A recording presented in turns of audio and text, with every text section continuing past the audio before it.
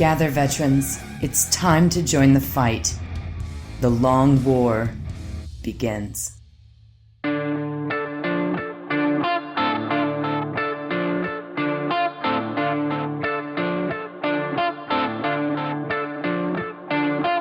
This is The Long War. I'm Rob Bear, and joining me once again are my partners in crime, Kenny Boucher and Wyatt Turk. What's up, guys? Yo, dog, great to be here. Yo, what's up? It's been a day. It might be the best day. Is this the best, the greatest of all days, Kenny? According to 40K Sue, it is. That's reality. She said that it's the best day while I was microwaving my burritos, and I was like, you know about the data balance sheet? She was like, no, it's Kansas City Chiefs. They're playing right now. It is the first NFL game, regular season game of the 2023 season happening right now. It's the literal best of all days. So a lot did happen, Rob. We've got an action-packed episode tonight. We spent the last 20 minutes workshopping how we were going to go over so much data. So you have to check out the After Hours content on Patreon page. Give us that money on that paywall if you want to hear all that spicy content. Rob was making some points. We saw Rob's butt. It's very small. We talked about football, Ricky Williams. Oh, man. But so that the table of contents, news, we're going to cover the changes, and we're going to list off winners and losers.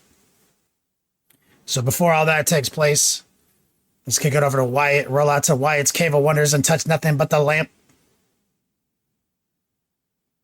Would you rather be cursed with 240p vision, or your dreams have frequent and unskippable ads? What's the vision part? You have 240p vision. I don't know what that means. Like resolution. Oh, like 240p resolution? Oh, Yeah. God. Oh, God. Damn, what are the pros and cons? Everything I paint would look better as I adjusted to it, to me. But not to the world. That'd be like painting pixel art. So I guess I could just paint pixel art. Ooh, I could redefine the market, because like I would just kind of always see the overlay of like a stencil of pixel art and everything, basically. And I could just paint what I see, and then you would also see it. So I'd have to redefine my entire technique. And I wouldn't have ads. What kind of ads? How do they decide? Oh, they're targeted. They're targeted? It's like YouTube. Dream targeted? Oh, fuck. Yeah. Dream targeted. I don't even know what I dream about. Would I remember the ads when I wake up? Oh, yeah. Like the phone number, everything. Like, fuck. Perfect clarity. Yeah. Subliminal fucking hypnosis level. Do I find myself just singing jingles and shit now with knowing all the words? Yeah. Without knowing. Damn. So I'm going to get boner pill ads even in my dreams now. Mm-hmm. Oh, if you go to Spiky Bits, you will. Is it tied to Spiky Bits? Is it like Spiky? Is it like whatever you saw on Spiky Bits that day is what's in my dreams for ads? Sure. Why not? I mean, like, whatever you see on Spiky Bits is algorithmically targeted anyways. So. It's true. Very much so. Fuck. I mean, fuck, spiky dreams. I don't see why this is a bad thing. Does Rob get ad paid? Revenue? Does he get ad revenue for my do dreams? I get paid? No, there's no ad revenue here. Well, that You just doesn't. get ads in your sleep. What's the point of ads if you're not getting revenue? To be annoying, Rob. Yeah, that's Ads why, aren't annoying. That's why you put them Ads on are a way Spiky of Bits. life. You don't make money on those. You just do it to annoy me. Yeah, just like Reddit. I don't make money off. It's because you're a bad Money person. off my It's work. because you're fucking Hitler, dude. Yeah. I'm gonna say something bold here. Spiky Bits did nothing wrong. Oh God. I think I would have to just do the dream ads. I don't think airbrushing facilitates this new technique I was envisioning. I'd have to do a lot more work than I'm comfortable with. So I would just fucking power through these dream ads. Power through. Nice. Did I still get good sleep? Yeah. Okay. You're not going to get a text from your bed, are you? Shaming you because you didn't sleep as good as you should have. I don't like those. So what are you doing, Rob? I'm doing dream ads. I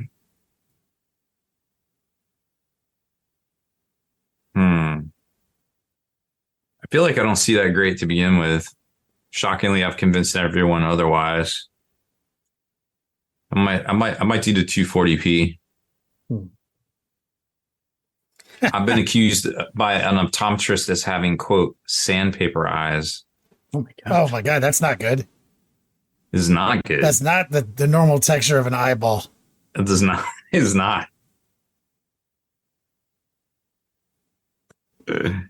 But you know, it is what it is. Well, fuck it. Let's kick it off. Rob, you want to do some news? Wizard news? Whatever you identify with. Sometimes you're a murder T-Rex. Sometimes you're a mantis. I'm definitely also age fluid. Yeah. I feel like. Sometimes you're just like an ageless teen romance vampire with kissable lips. Age fluid, it sounds wrong somehow. I don't think we should use that. Yeah, I think if you use it, if you start using it too much, it's going to start meaning a different thing. Yeah. And that's only weird if you have specific brackets. Yeah. Like, you know. I'm just giving you a fair warning. Don't put that in your dating profile. Yeah. I don't have one of those, so it's probably okay. Anyways, so if you're looking for new GW releases this week, well, so is everyone else, because nobody knows where the fuck they are. Those Space Marine heroes, nobody knows. If you're looking for the Combat Arena, the board game that has all the cool stuff from Blackstone Fortress in it, that was supposed to come out 2 weeks ago at Barnes & Noble. Also, nobody fucking knows. But everybody likes to leave some really funny reviews over on the page on Barnes & Noble's website, and they usually get taken down, but I've been screen capping them all. They're great. We're going to do a big post on it. So even GW's own trade sales team doesn't know where the releases are this week. Yeah. What do you say to that? How are you a multi? The releases are at your mom's house. That's what you say might to that. be. They might be. You got to go old school. Nobody knows. So, yeah. Your mom knows. That's again the answer. That's like if someone troll GW, you need to get me on your team. Oh, you could be like the Wendy's Twitter. Yeah. Oh yeah. There you go. Where are the releases, GW? Ask your mom. Yeah, ask your mom. She knows. Yeah, savage. Oh, sick burn. So yeah, I wish we could tell you more about that, but we can't because GW doesn't even know, apparently. So to be determined. But there was a Balance Dataslate today that we will talk about, and very interesting stuff there for sure. As well as you just glossed over that. Rob earlier said this is the most exciting best day of GW's 2023. This has probably been the best performance of Games Workshop studio, or just overall in 2023 and I think it's yeah. Honestly, I think his gamers were kind of spoiled. Like, this is 10th edition has been the best, and we're going to talk about that. We're going to talk about that. Yeah, let's endorse. I'm going to make some bold, hot fire statements because it's pretty good when you take a step back and get out of your masturbation cocoons on all your Facebook groups and all your Reddits and all your Discord servers. Take a step back, fucking think about it for a minute. Pretty dope. Mm-hmm. But whatever. So we'll get to that. So other stuff we should be tracking. If you enjoyed the Worms video computer games from back in the day, I think they were on console and also computer desktop. Mantic is coming out with a board game. It's on Kickstarter right now. They did some sculpts. They're pretty big. They're kind of chibi size. But they seem to capture the, all the randomness and all the funniness of Worms in general. So that's up on Kickstarter right now if it's something you feel like you want to back. Baron of Dice, as you probably will hear at some point during today's podcast, is the one of the official sponsors of the Long War 40K podcast now. They also came out with Cities of Sigmar dice, a whole bunch of different versions of them that look pretty sweet. So if you're into the Age of Sigmars, definitely check those out because they got stuff from dwarfs, elves, of course, their take on the coin Malleus and things. Very, very cool stuff. Also Marines, Tyranids, whatever you want. They got it over there. They got stickers and all sorts of things. I haven't pulled the trigger on the Shatterpoint dice yet, but I need to. I just keep getting delayed getting some of that. But tons of stuff over there, definitely worth checking out. And they were at Nova Open, so probably a lot of you already saw their wares and maybe have already bought something. But we got a discount code LongWar5, gets you 5% off, of course, of your purchase over there right now. Turbo Dork also came out with a really cool product. If you're watching live, I'm going to show it to you, but they have these silicone paint palettes, dry palettes. They put some out a while ago and they sent some to me. And they have them in black silicone as well as white silicone. And now they got this larger size here.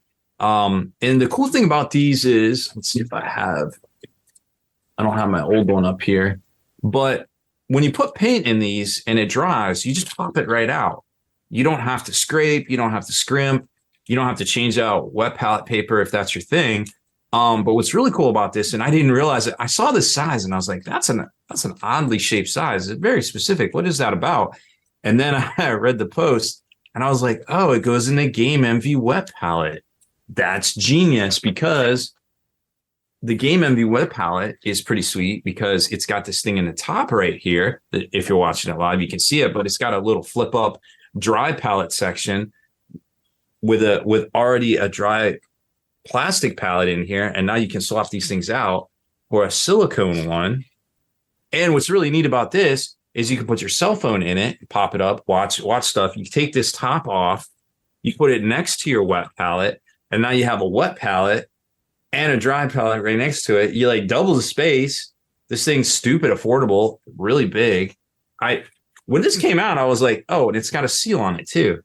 Check that out. It's got a rubber seal on it. Man, I'm all about fancy shit. Dude. Yes, you can make your own wet palette. Fuck that. I'm not a peasant. For like $5. People are like, go get a Tupperware and a sponge and a parchment paper. It's like, okay, hobo. Yeah, I saw that YouTube tutorial too. Like I can carry a screwdriver, a pair of pliers, like in all sorts of junk in my pocket, or just buy a Leatherman. I don't know, man. Some people are all about that. So definitely check out Turbo Dork because they're always coming out with cool stuff. They got some new nippers too that I thought were pretty interesting. Nippers? They didn't. Huh? They got the nippers? They got the nippers, dog. They got the nipper. He didn't send me any of the nippers, so I can't say it. But they look cool. The design looks cool. But I don't know how good they are. I'm familiar with the term, but I want some. Yeah, you got to have the nippers. Everybody has to have nippers. Lizards don't have nippers. You don't know that. Cuttlefish Color re-put out their big opaque set that sold out. You can get it at creaturecaster.com. I don't know much about it, but everybody seems to love this shit. Might be worth checking out. There's a couple of people, they got this whole sketch thing where you can sketch out the colors on the paint. Kind of comic book cell style, but It's a little bit different. I don't know. It's not my cup of tea, and I'm probably not going to get into it, but everybody seems to love this stuff. So I figured it was definitely worth talking about. And Creature Caster, the Warrior Dragon, is the final days are up there too. So if you want the ginormous, like 18-inch tall, dope ass looking dragon, they'll be shipping those out, I think, starting at the end of this month and into September if you pre-order it. So it looks pretty dope. I kind of want one, but I kind of don't have time to paint it. But yeah, definitely keep that on your radar right there. That's pretty much it release wise. We published the roadmap after the Nova previews. There is still a lot of stuff to come out that we even know about at this point. Plenty of stuff we don't know about from Games Workshop, of course. So I mean, it's the wild, wild west still. Remember, this month we'll probably see the Legions Imperialis drop for tiny 40K units, as that was delayed as well. So, yeah. All right. Well, let's take a quick break. Hear from our sponsors. Then we'll jump right into the meat and potatoes. BaronofDice.com, the official dice sponsor of the Long War podcast. Use promo code LongWar5 for 5% off. If you're looking for a superior dice manufacturer, then look no further than Baron of Dice. Custom artwork, faction representation, and crisp razor edge square dice. Remember to use promo code LongWar5. Again, that's BaronofDice.com, the official dice sponsor of this podcast. All right. As promised, we're going to talk about all this new hot tech that just dropped. We got point changes, rules changes, everything. We did a tactics session on it earlier today. So I'm going to kick it over to Wyatt. He's going to run down some of these changes. Actually, all of the changes. It's not like unsurmountable list. Yeah. But they are meaningful in many ways. So let's hear it. Lots of big points changes. So make sure to check those out over on the Warcom downloads, or update your app, get all the new point values in there, because I think every single faction was affected in some way. So or if you want to go to spikybits.com, we published the new points and the old points underneath them, so you can actually compare them. Oh, tight. Convenient. Although I will say good on them for making all of the changed points red in this new Unitorum manual. So it's definitely helpful. Thank God, GW. Pretty cool. So yeah, Balance Dataslate. I don't know about you guys, but I actually kind of expected like more content. At least with some factions, like I kind of expected more changes, but there's some big shakeups. So core rules shakeups, probably maybe not the biggest, but one of the biggest changes is devastating wounds are no longer creating mortal wounds on your criticals. It does do something very similar, which is you cannot take a save against it. It just goes right in, does the damage, bow. But it is not a mortal wound. And the biggest thing with that is that they don't spill over anymore. So if something hits you and it does 5 damage, that 5 damage cannot be allocated across multiple models. It's just, one and done. Mm-hmm. And in the article, they do make a point of saying that like those big weapons with devastating wounds need to be impactful, but they don't want, an anti-tank weapon to kill an entire squad of infantry with a single shot. Like that's, not good for the game. So your big damage shots are still going to do big damage. Your volume fire, devastating wound stuff is still going to do, lots of hits, like your assault cannons or, bolters with devastating wounds on them, stuff like that. But it's more like the intent of those weapons in the design is that, use the right tool for the job. So if you're targeting infantry, you want to use your devastating wound weapons that have lots of small strength shots against those infantry, and your anti-tank weapons are going into your armor and monsters. Stratagems that can only be used, or stratagems that can be used more than once per phase /turn because of special abilities. They're changing those over to only battle tactic stratagems. And they specifically call out things like Space Marine captains, and a similar rule or the same wording of this rule goes across multiple factions. So that is changing over to only battle tactics.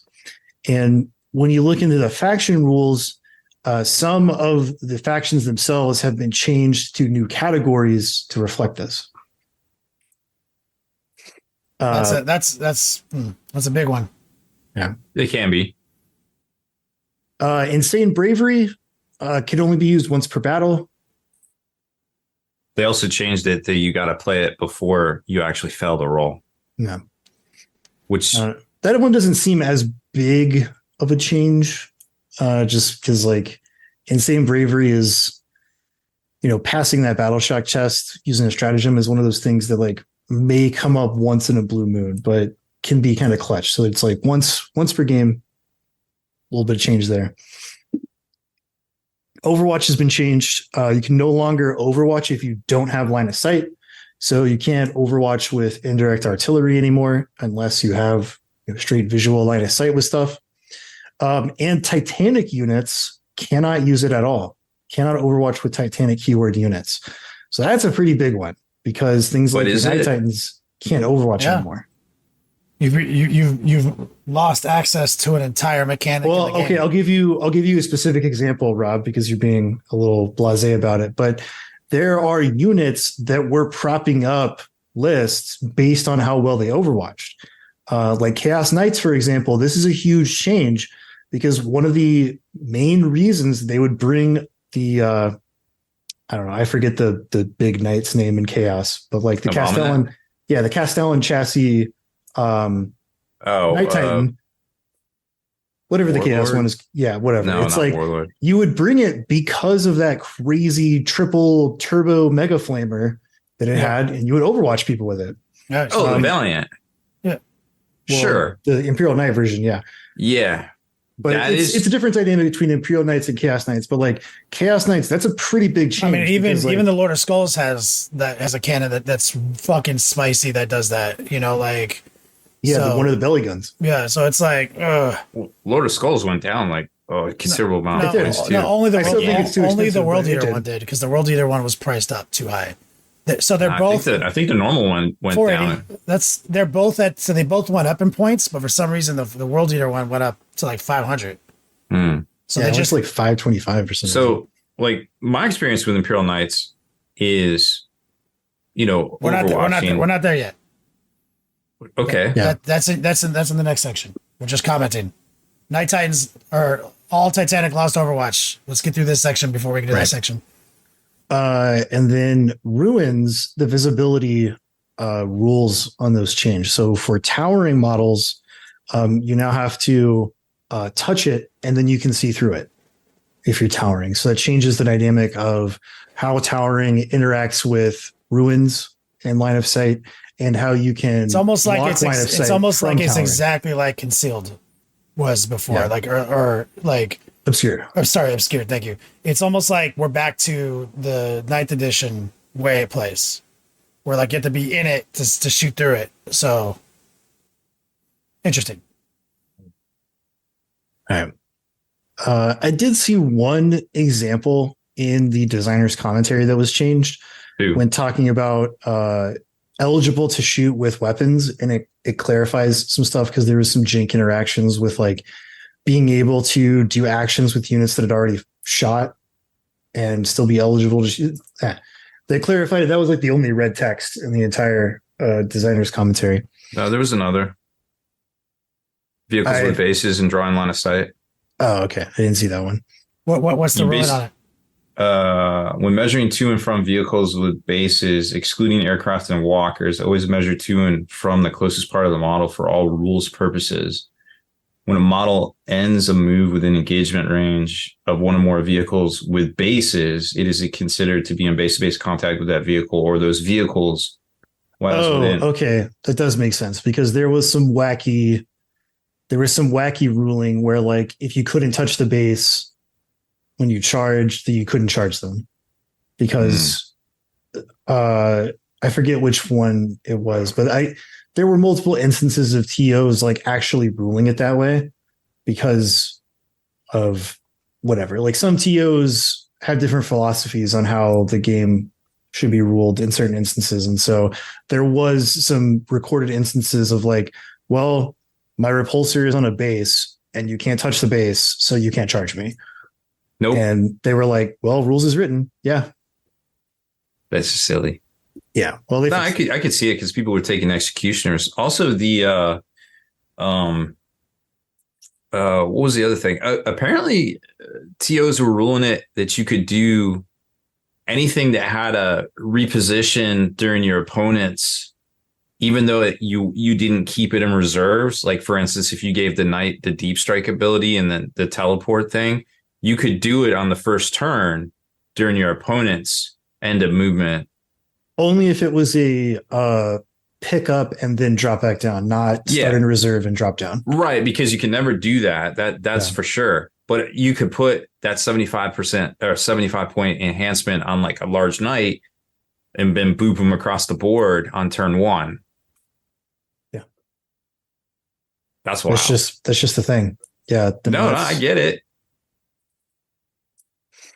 So in the faction rules, not every single faction was touched, but a good handful of them. Custodes was changed. One of their stratagems was changed to an epic deed. Talked about that in the last segment. The big thing is that they can no longer have unit sizes above 5 models. So the big offenders, the Custodian Guard and Custodian Wardens specifically, cannot go any larger than 5 per unit. And well, you can still add a special character. Yeah, but like the unit size, the max unit size for a guard is now 5 instead of 10. And that's a big change because like the thing that was carrying carrying the Custodies was like the 3 Tin Man Brick stuff. Yep. Death Stars.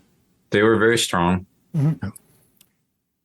And then also how they're not listed here, but a change to them is how their army rule interacts with Devastating Wounds now, because Devastating Wounds are no longer mortals.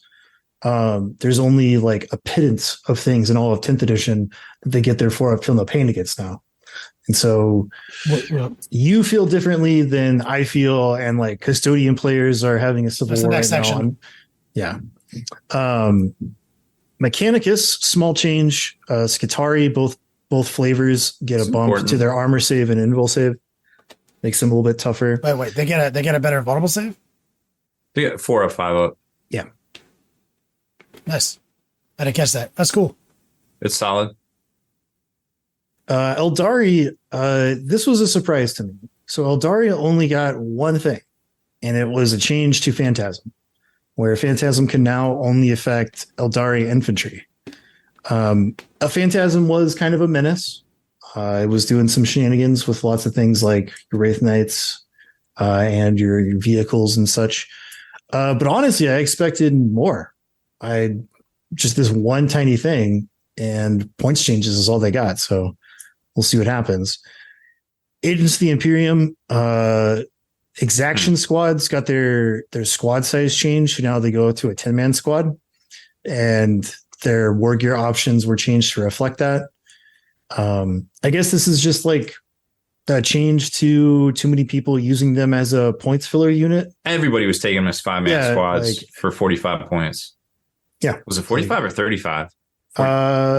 Something. 45. Say it was one of those. I can't remember. It was 35. Yeah, it's like those and Voidsmen are the go-to, like, well, in this new era of list building, I have this many points left over and nothing in my codex to fill it with. So I'll take some Voidsmen and they'll sit in the back. Something like that. So they changed the exaction 35. Squad. Their points also changed. Like 10 of them is 110 now. Yeah, they went up like 30 points too. Yeah, it's wild. Death Guard, big change. They have an entirely new rule tacked on to their detachment, which is 3 options that you select at the start of the game. And option 1 is you can worsen the ballistic skill and weapon skill of enemy units within contagion range by 1. Option 2 is you worsen the save characteristic of models in that unit by 1. And option 3 is you worsen the leadership and OC value characteristics of models in an enemy unit. And this is still on top of the army rule, which is contagions and -1 toughness. So now, like the go-to real easy way of picking these is like, I can make you -1 toughness and -1 to your saves, which is a big deal. Or against some factions, you can really alter their offensive potential with worsening their ballistic skill and weapon skill. Super cool rule. Deathwatch, all their special rounds stratagems got changed to bolt weapons only. And I mean, there's like a billion bolt weapons. That always seems to be the case with Deathwatch, though, right? Yeah. It's like we don't want you to use it on good stuff. Only bolt weapons. Yeah, they never do. They give it to you for a little while, and then like, nah, just kidding. And like that. GSC, big change. All of your cult ambush stuff has to make a roll to come back now. And you get a +1 if the unit is battle line, and adding 1 to the result if it is the first or second battle round. And so it's a 5-up, and then you get those modifiers if it's the battle line or first, second battle round. And if you don't make that roll, they can't come back. Which is it's a way bigger hurdle, because it used to be 4 up and +3. Yeah, or something. It was like it would always happen with your neophytes and stuff. Yeah. They changed the Adelan Jackals. I guess it's like the range of their Outrider gang's ability. And yeah, it went from 6 to 9. Yeah. With points changes and this new cult ambush rule, kind of remains to be seen of how bad that's going to hurt GSC. But when we were talking about all the index stuff coming out originally, this cold ambush stuff seemed real feels bads. And I guess it kind of was. So we'll have to kind of look at the results in the coming months to see what that does to GSC, but no more like infinite free respawning neophytes might be a big deal. Could be. Grey Knights, they switched the stratagem to a strategic deploy. Leagues of Votan got a big change to their ruthless efficiency. Now you can select 4 units in Strike Force, and the units start the battle with 2 judgment tokens. If any of those units have been destroyed at the start of your command phase, you get CP. Space Marines, Desolation Squad, max 5 dudes. And then the changes to Imperial Knights. So the Bondsman abilities only apply to Armigers now. Thunderstomp got changed to an Epic Deed. Trophy Claim got pushed to 2 CP, and Valiant Last Stand got pushed to 2 CP.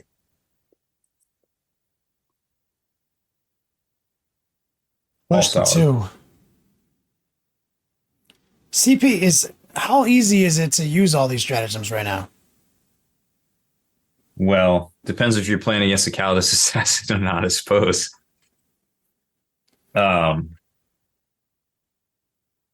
It depends on what you're taking too. Like, actually, you need to check the Valiant Last Stand, because 2 CP is expensive in a Knights list, because you're spending 1 CP to rotate in a lot of cases, depending on what the incoming fire is and such. But 2 CP, you got to save it. Usually you're sacrificing points. You're sacrificing some scoring points. Hopefully you get some Buster mission or Buster secondary that you can just discard. Because generally Knights are going to be doing tactical objectives, right? They just don't have a lot of good fixed ones. I feel like that is a bit of an issue. Valiant Last Stand's an Epic Deed, so you're not going to be playing that for free. Oh, and you definitely can't play it on Sir Hector anyways. Oh, wait. Can't play it on Sir Hector, but you could do it on Canis Rex. But you won't get it for free now.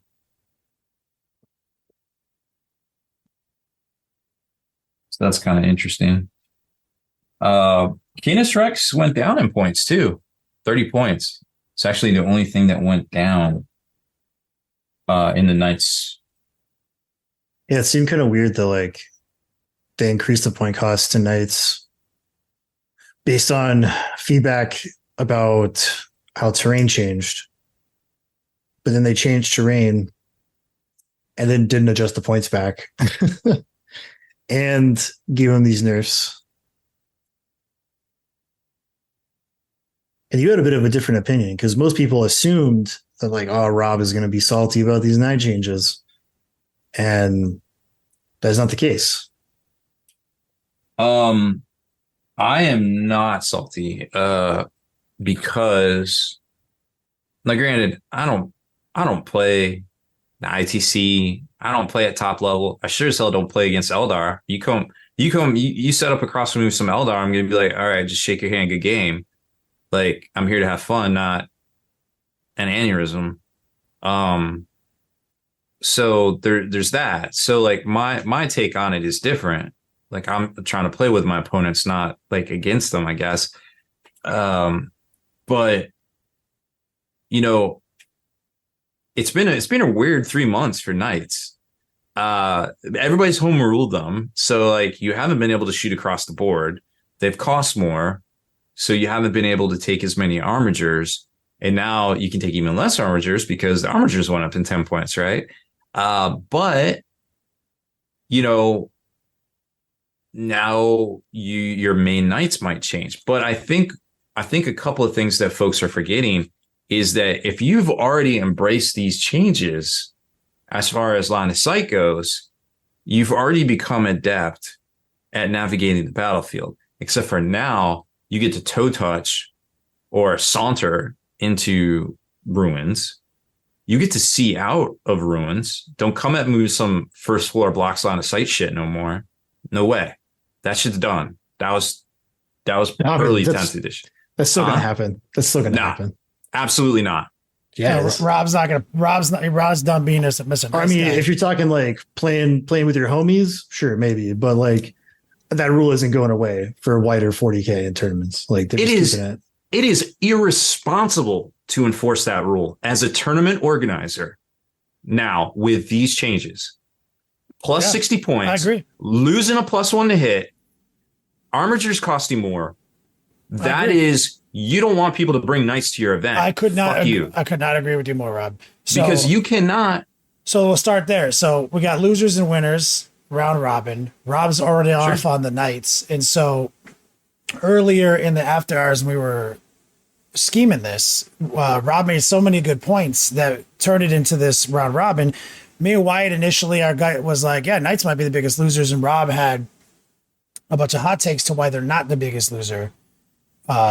And being a guy who's played over 50 games of Warhammer 40K, and Knights are near and dear to him, and he's been playing all these house rules.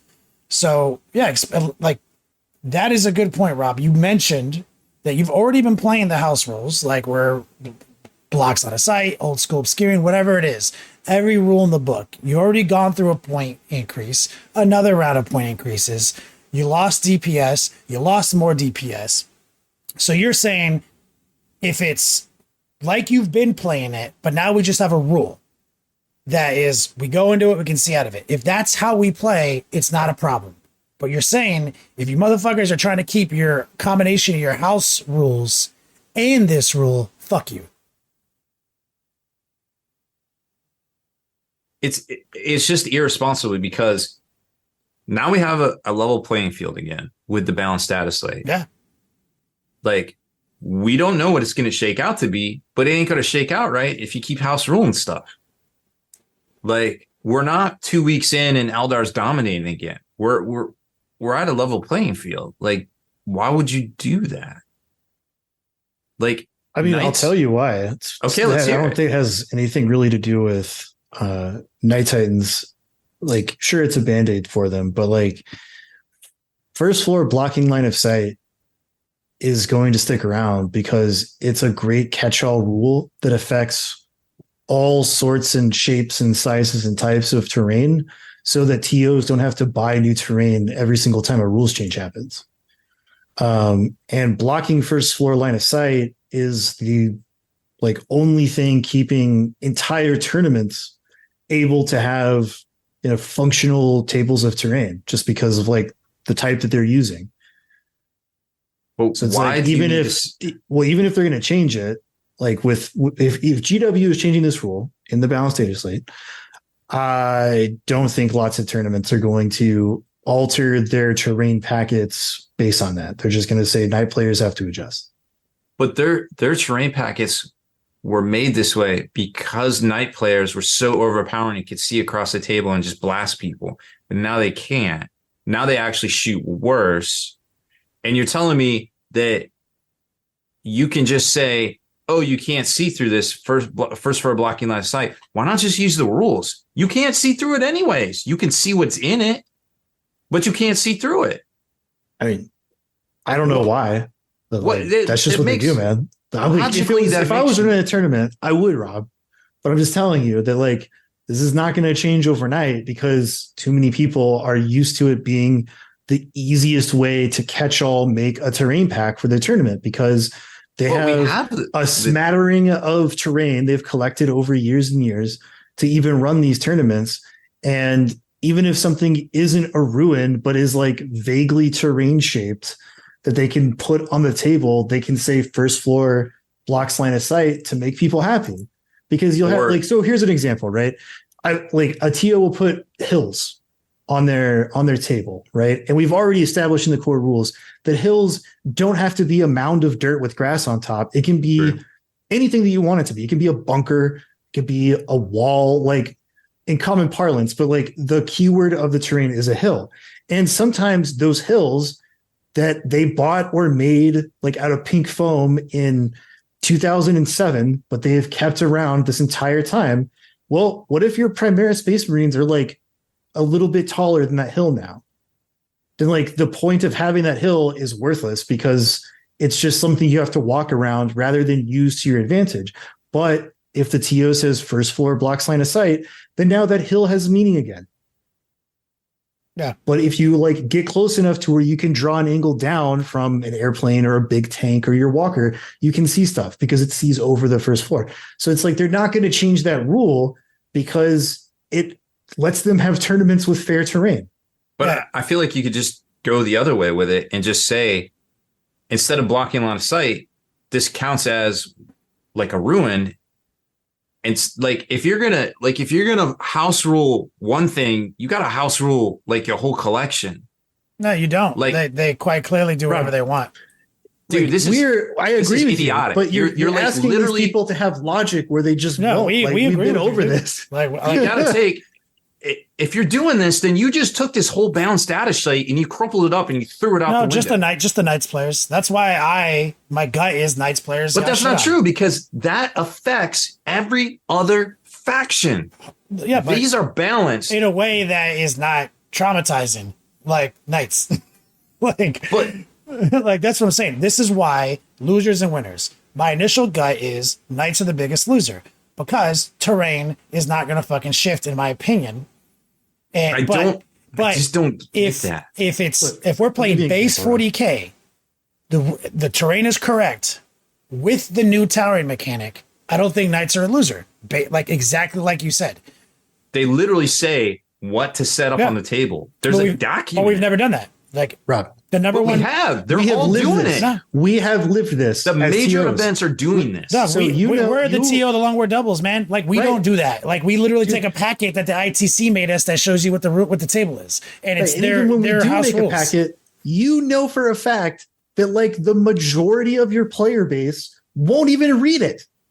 So if you were to say if you were to say this hill counts as yada yada yada in your player pack, they're not going to read that.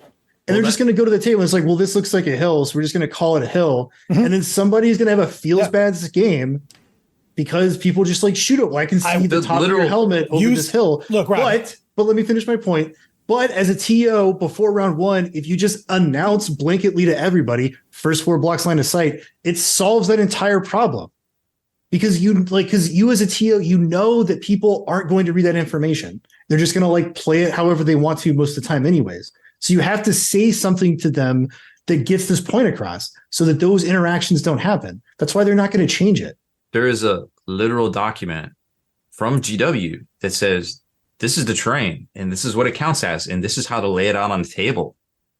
Like that exists now, guys. Yeah. And like half the tournaments won't even use that because they don't like Rob, there's layouts. a rule book too, right? That has all the rules in it that people continuously get wrong and don't read, right?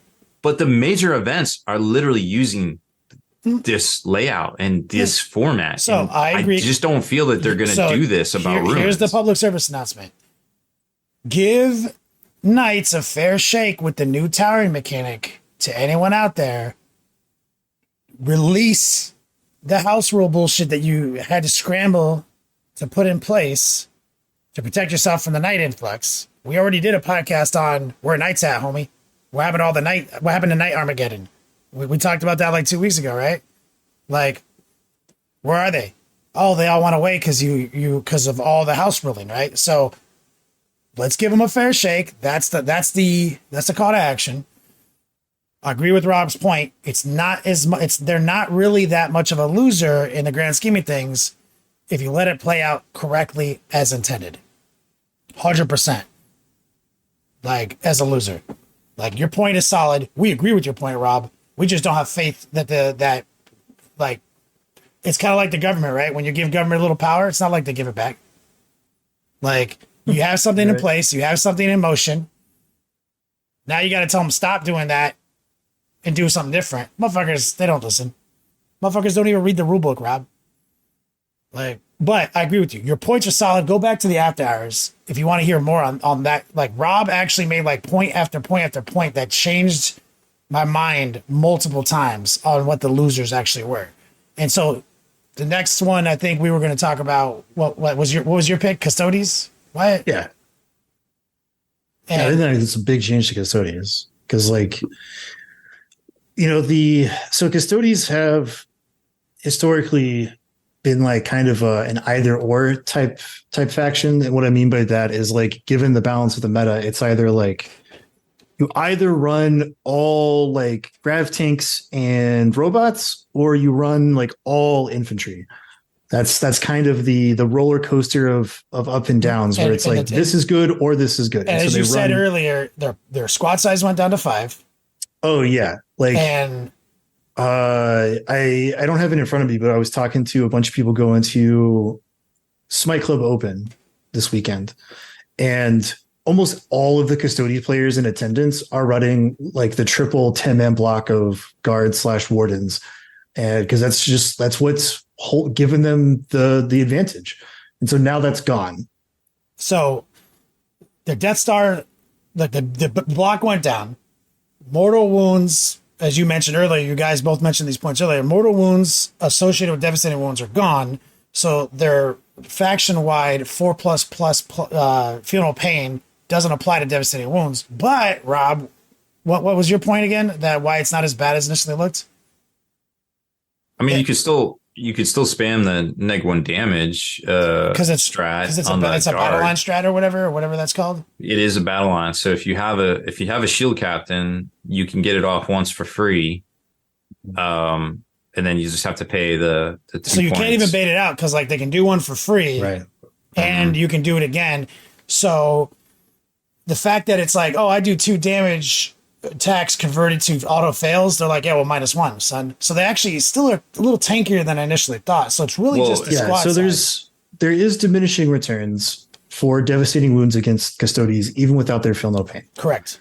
However, the major difference is that you can kill a whole unit now because they don't have the 10 bodies. It's really the 5-man is the real defensive loss. I mean, it's all subjective, right? As we mentioned before, like, sure, the changes to to not being able to spill over mortal wounds is optimized against infantry. Maybe not always optimized against custodians. What's the base wound profile of these units that are affected the most?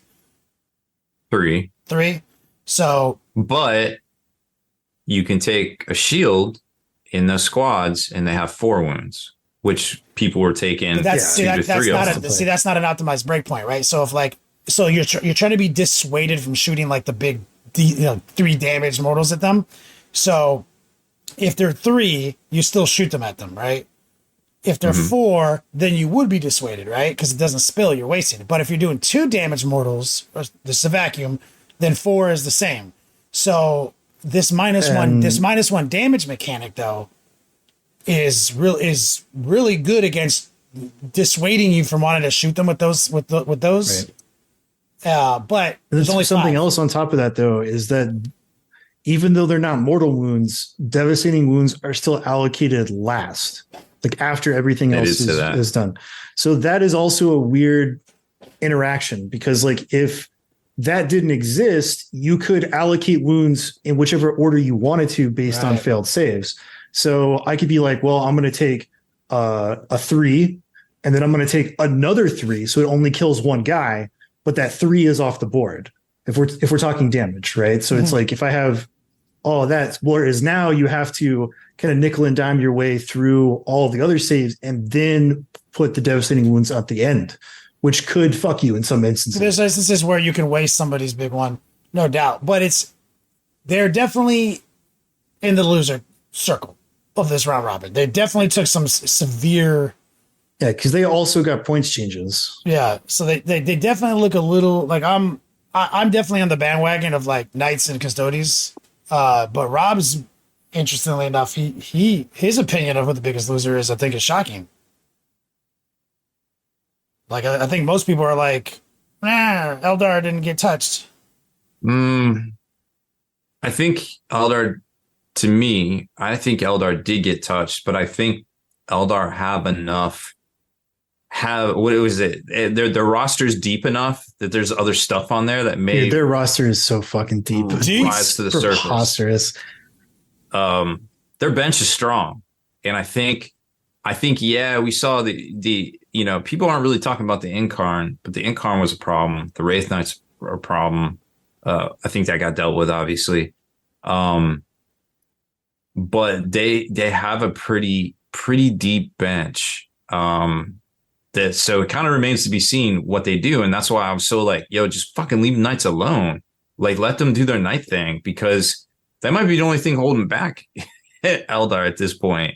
And this is a scene that's played out for the past 10 years. Like, every time this happens, like new additions, and like it always seems like it's, D weapons, and then it's like, some other thing, and you're just, and it keeps going back and forth between these 2 factions, it seems like. And it's just like, dude, just let it play itself out. We just, I don't know. It's a little maddening to me, because I just like big stompy robots, whether they're Eldar or whether they're Knights. And I just want to see it sort itself out. But I think at the end of the day, we are going to see the Eldar kind of call upon their roster and do and make some changes. But will the jank hanger, so to speak, still stay on for Eldar? That's the question, because there's a lot of people that could pilot Eldar very sloppily and still do extremely well with them. And I don't know if that's there was some they were playing in the bumper lanes. Yeah. There was a lot of that going on. Yeah. I think the players that are consistently really skilled with Eldar are already like pivoting to, the next thing. I don't think they're going to hold on to their win rate, because it was at something like 70% last weekend. Like it was wild. It's significant. I think they had 20 top placings last week. Safe to say Eldar got some of the most changes negatively, some of the most red paint job in their points changes. But I would say it in a negative fashion. There was plenty of factions that got a lot of red, but in a good way, like Sisters, Death Guard, Votann, Admech.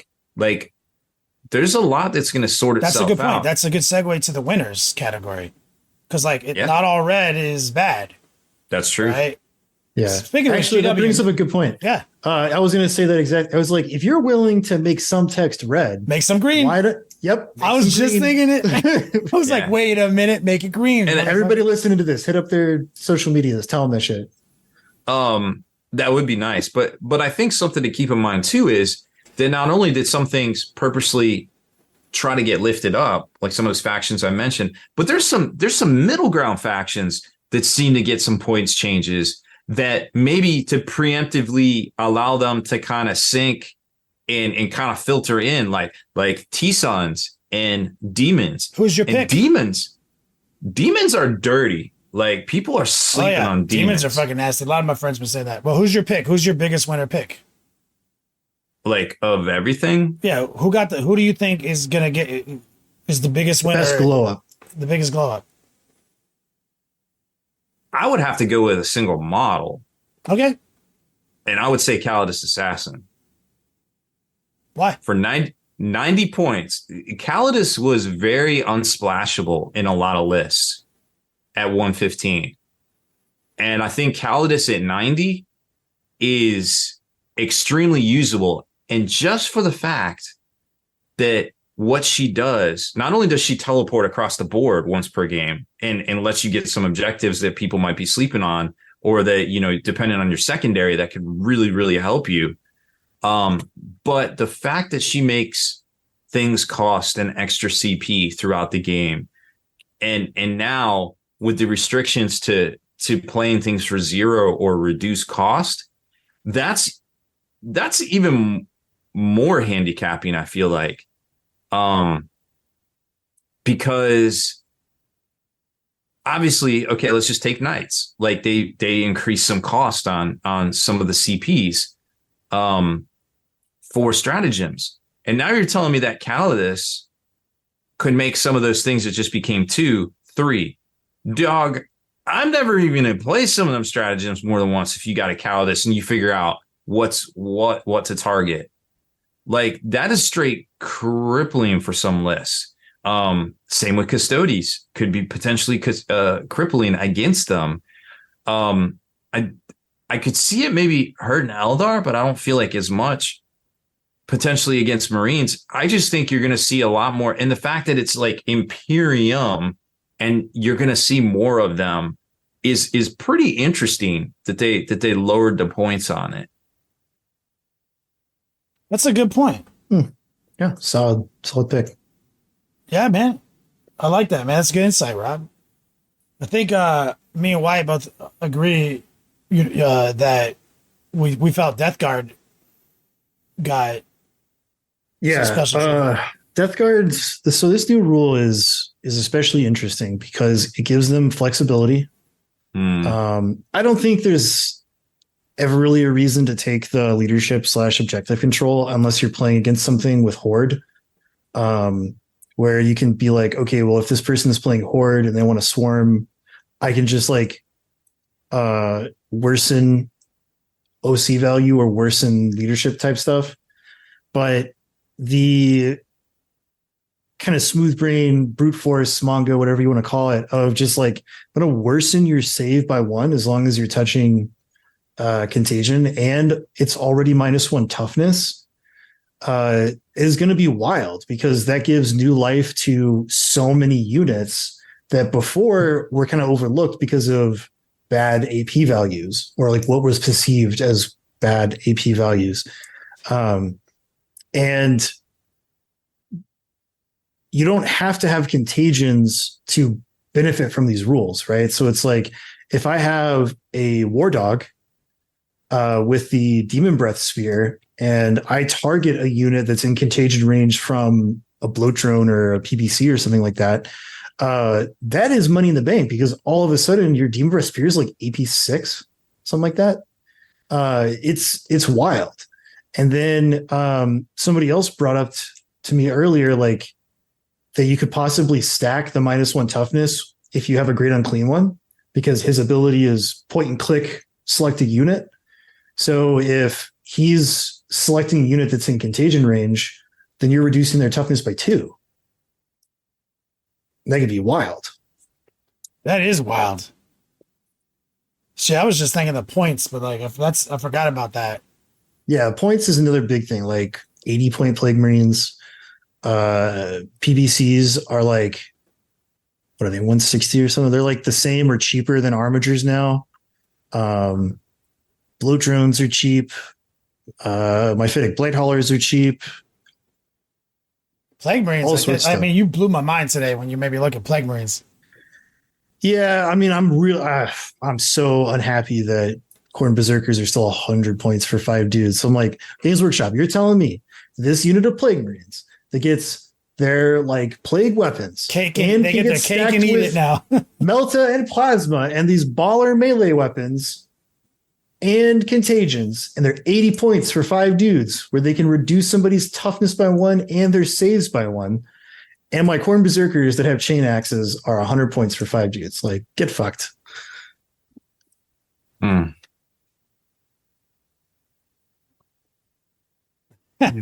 Fuck out of here. World Eater's biggest loser. You heard it here. Yeah. They've always had problems with assault. So obviously most of the internet is Fools. circling around the same things we're circling around. I imagine. Hopefully we provided some different insight to some of these issues, some of these concerns. Like as Rob said, there is an article in Spiky Bits that breaks down the points and their changes relative to each other in one location, so you don't have to flip back and forth to see what the red actually means. Super convenient. Super convenient, one-stop shop. Get your dick pills. Get your 3D prints. Get your content. Get your your sip and save. Is that? I love sip and save. I know you do, man. I fucking know you do. When you say it, it's fucked up though. I don't know.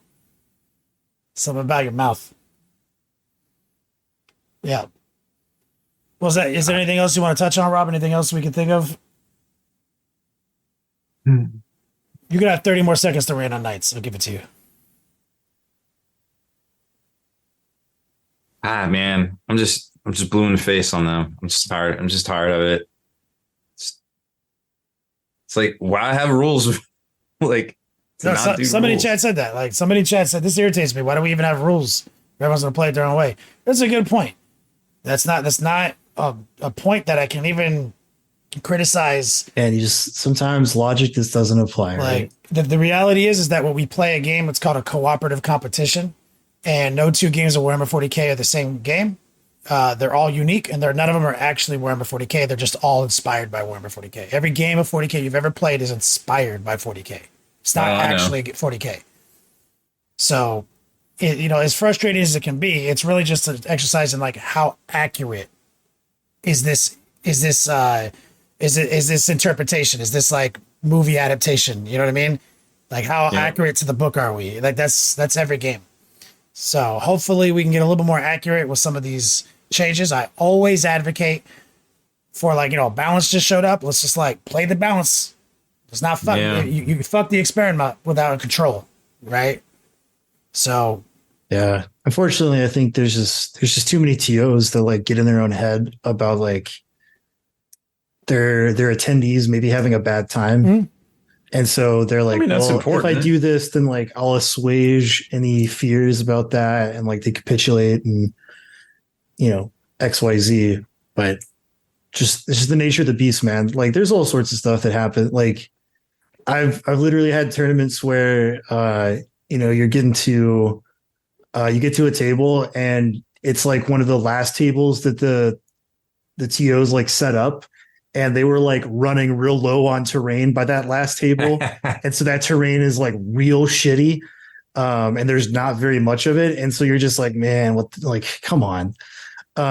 Stuff like that happens. It's like you gotta roll with it sometimes. you ain't wrong, brother. Well, I think we did a good one here. It is the literal best of all weeks. Why you want Football to take and 40K. football and 40K? You're right. It's a sports ball week, man. Root for them Kansas City Chiefs for 40K Sue. Wyatt, take us out of here. Rob? I'm offended when you call it sports ball. So that's it for this one. Make sure you head on over to thelongwar.net for exclusive content, early access videos, and more. Become a veteran of the Long War today. / we need money to pay bills.